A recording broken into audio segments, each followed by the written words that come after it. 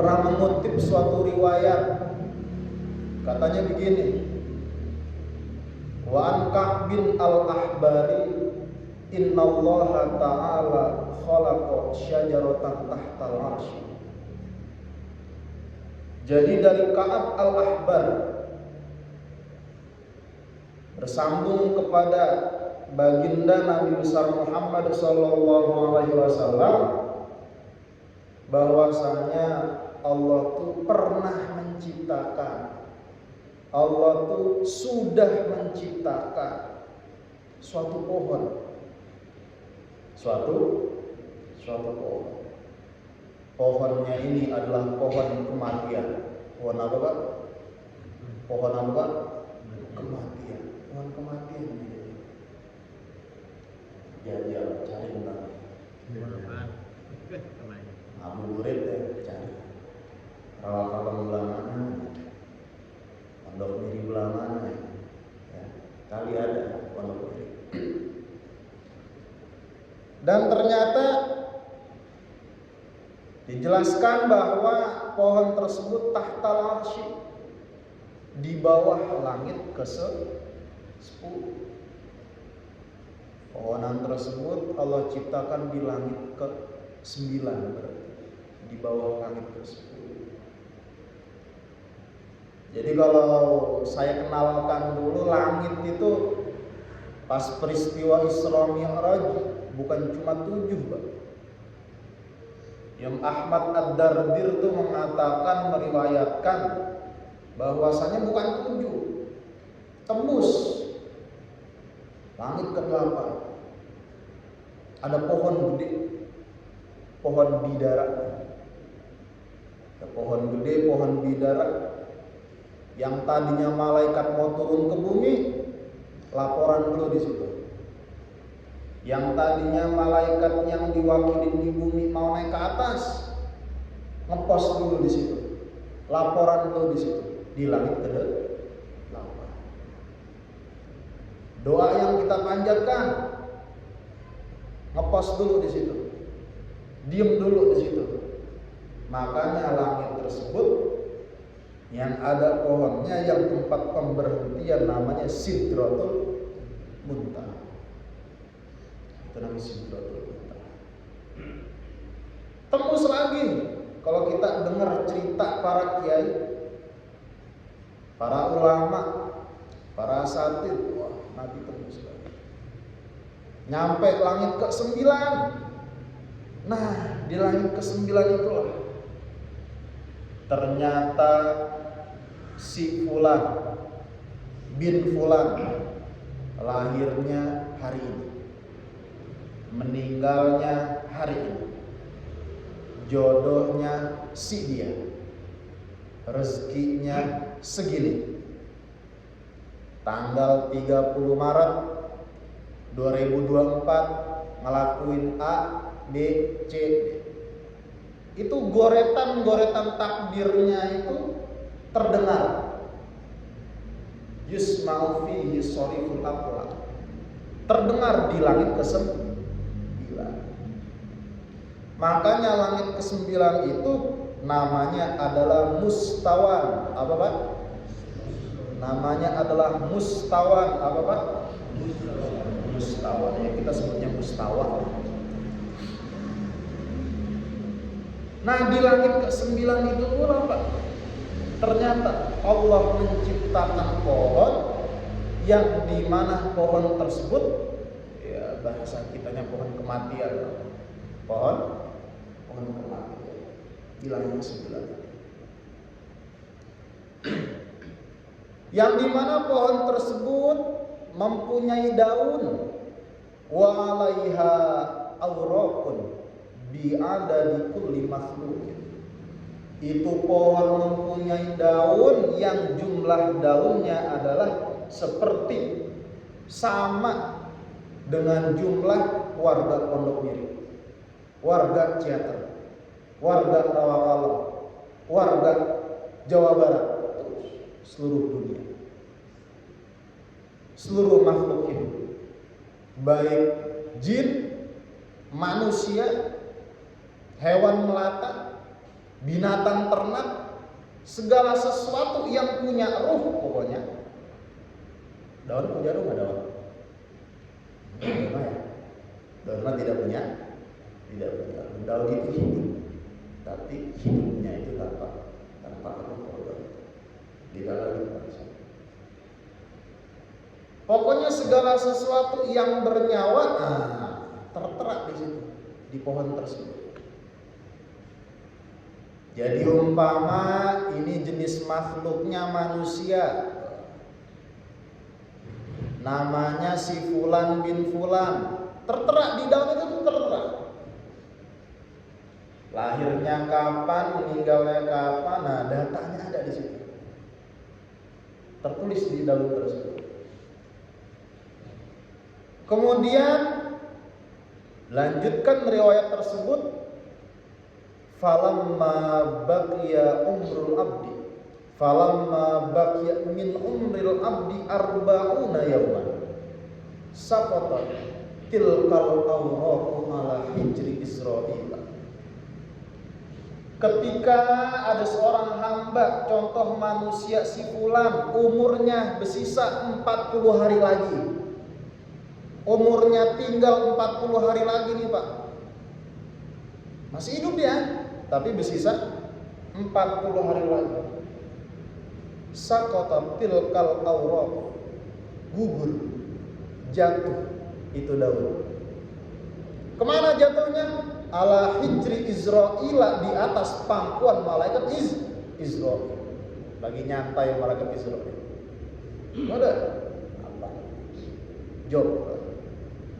Lihat, tanggal segini, jam segini, Fulan bin Fulan harus dicabut nyawanya. Siap? Malaikat Israil. Datanya simpen sama malaikat Israil. Tapi yang nyabut bukan malaikat Israil. Jadi malaikat Israil itu punya akwanun, apa Pak? Akwanun apa? Akwan. Akwan itu asisten yang ngebantuin. Akwan. Jadi nanti tuh data yang ada di daun tersebut, akwan sini.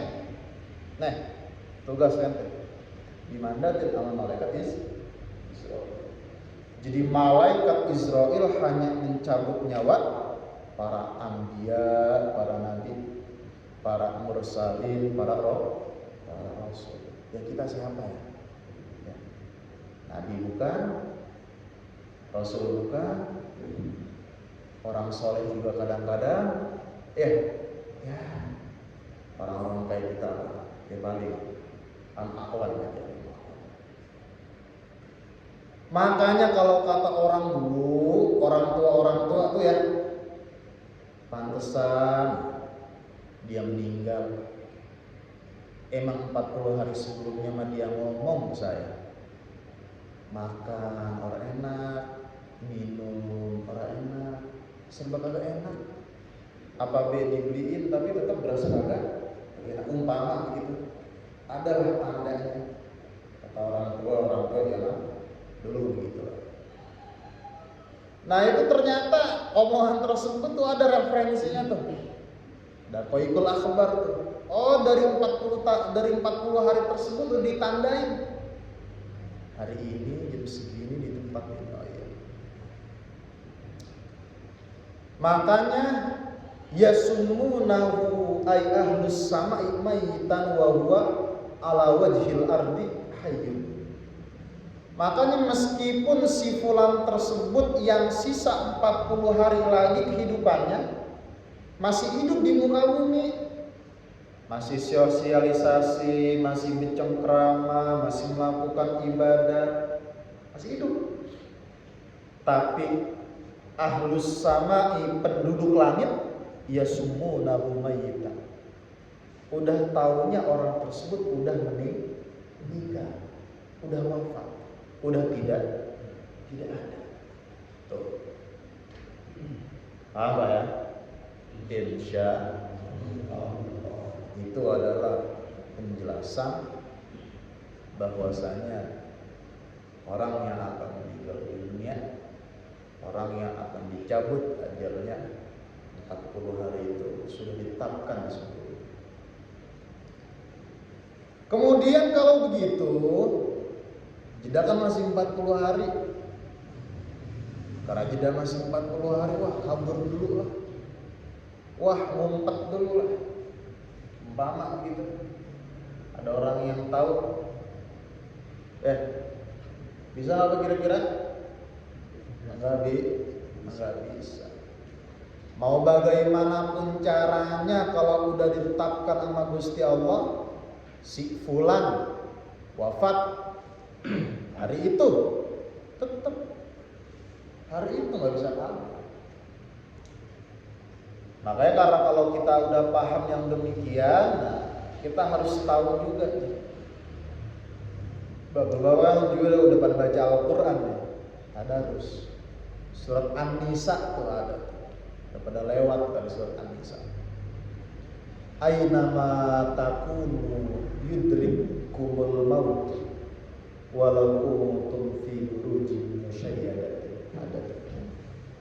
Aynama takunu, dimanapun kalian berada, dimanapun, yudrikumul maut, yang namanya kematian, yang namanya ajal itu akan menjumpai kalian. Diberikan ghoyah, diberikan kata-kata sampai sama Allah, walau kuntum fi burujin musyayyad, meskipun kalian itu ada di parit, ada di benteng, bentengnya itu musyayyadatin, yang dibuat kokoh. Ngumpet di benteng tersebut juga bakal ketemu. Jadi kemanapun ketika telah ditetapkan, ya udah. Makanya dari kajian ini kita minta sama Gusti Allah, sama Allah Subhanahu wa Ta'ala, agar disehatkan selalu, Pak. Amin. Dipanjangkan umur kita, dimudahkan segala urusan kita, dan dijadikan kita menjadi orang yang mendapatkan ridho dari Allah Subhanahu wa Ta'ala.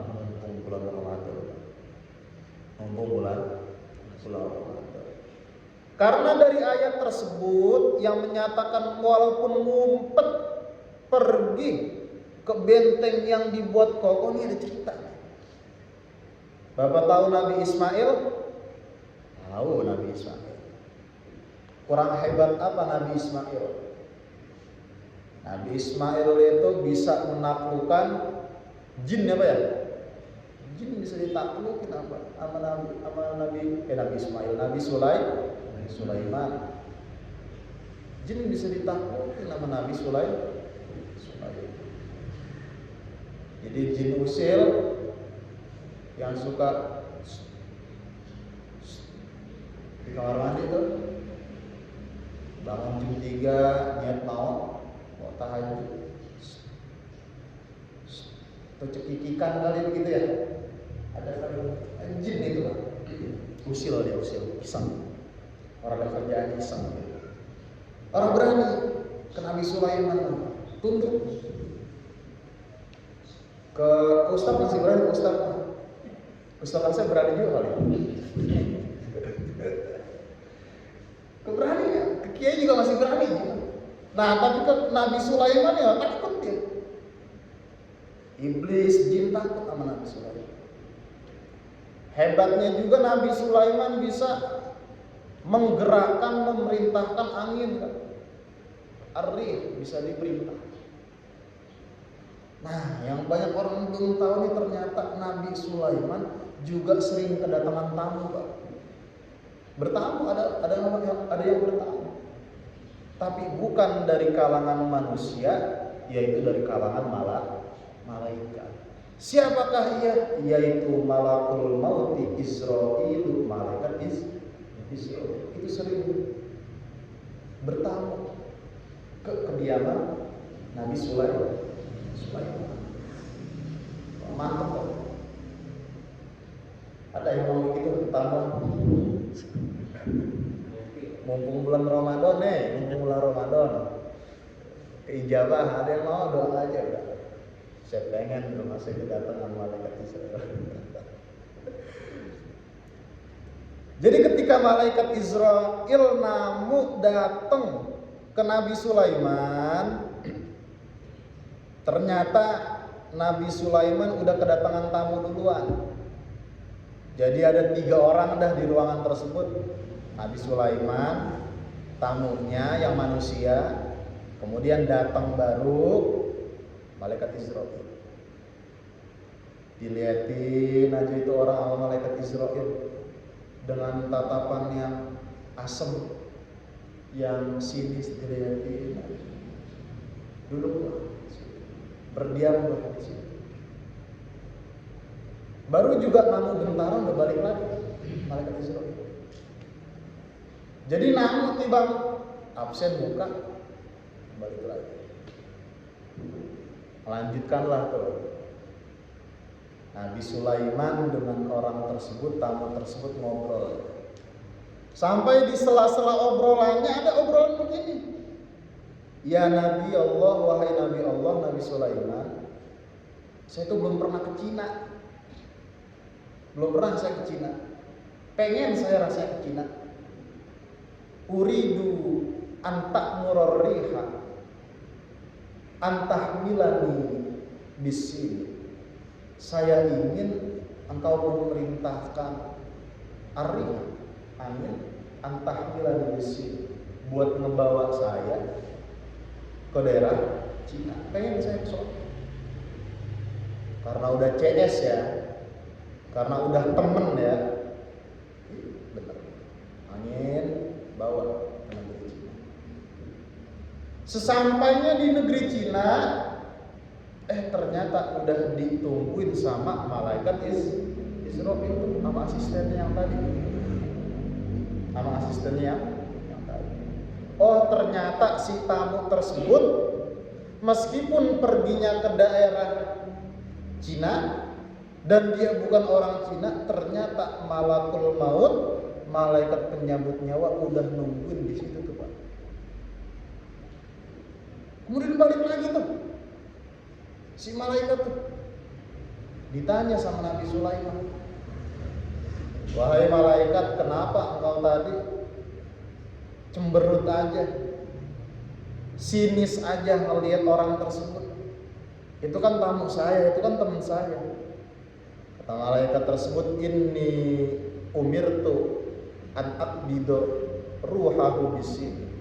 Wahai Nabi Sulaiman, saya diperintahkan oleh Allah mencabut nyawa orang tersebut di daerah Cina. Fal'ana wa huwa indaka. Tapi di waktu sekarang dia itu berada di sisi engkau. Fata'ajjabtu min dzalika.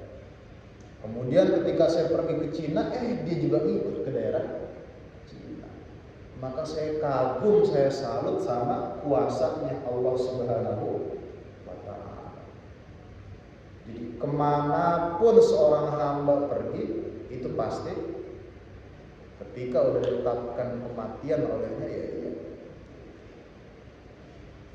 Paham Pak? Insya Allah. Sallu ala Nabi Muhammad. Kemudian poin terakhir yang akan saya sampaikan, setelah kita mengetahui 40 hari, setelah kita mengetahui ajal itu dimanapun berada pasti menghampiri, saya akan menyampaikan satu poin yang penting lagi. Jadi ketika ajal udah ditetapkan, jadi akwan, jadi malaikat pencabut nyawa itu datang ke si fulan tersebut, mau dicabut nih nyawanya dari arah kaki. Ketika mau dicabut nyawanya dari arah kaki, ruh yang ada di kaki itu Pak, Bapak punya kaki, si fulan punya kaki itu ngomong, la udi'uka malam tu'mar. Mau ngapain ente malaikat maut? Gak mau saya nurut ke engkau. Emang engkau udah diperintah?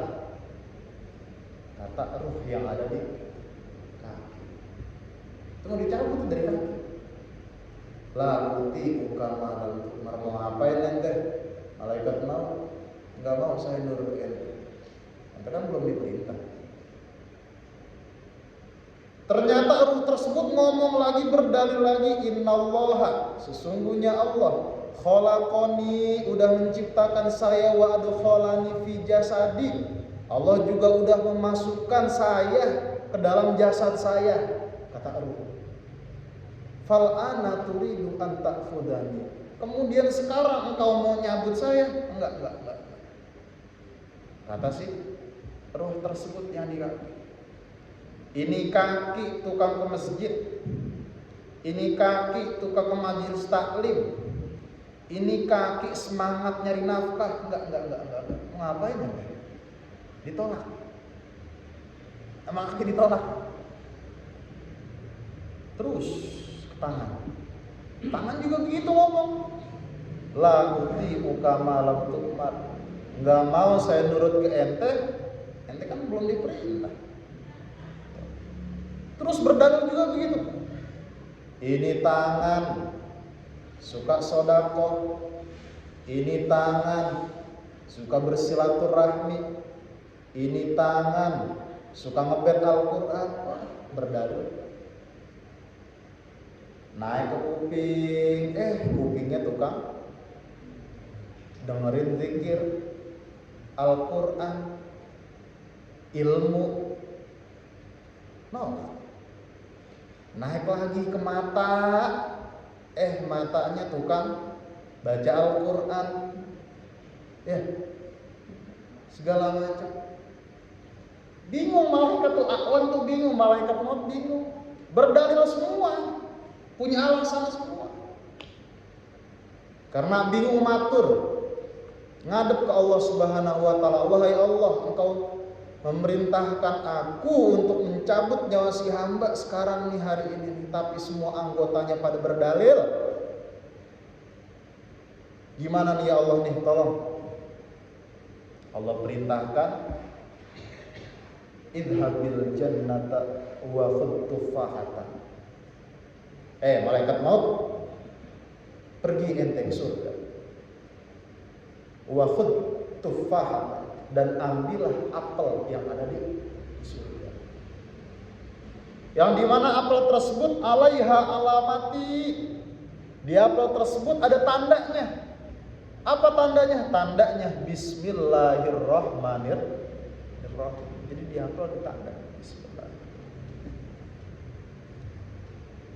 Wa ariha ila ruhi, dan perlihatkanlah apel tersebut kepada si fulan yang nyawanya mau dicabut.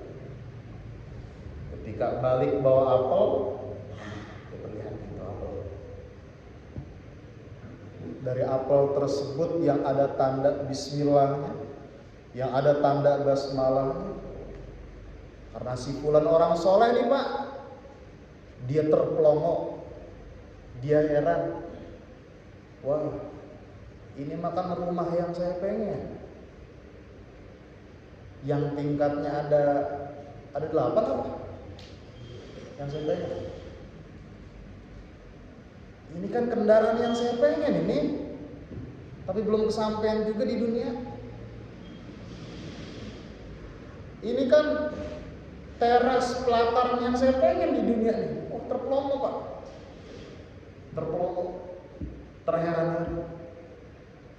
Saking terheran-herannya dari apel yang ada tulisan basmalah tersebut, yang digambarkan di situ juga ganjaran-ganjarannya, balasan-balasannya, sampai enggak terasa bahwasanya dia udah meninggal.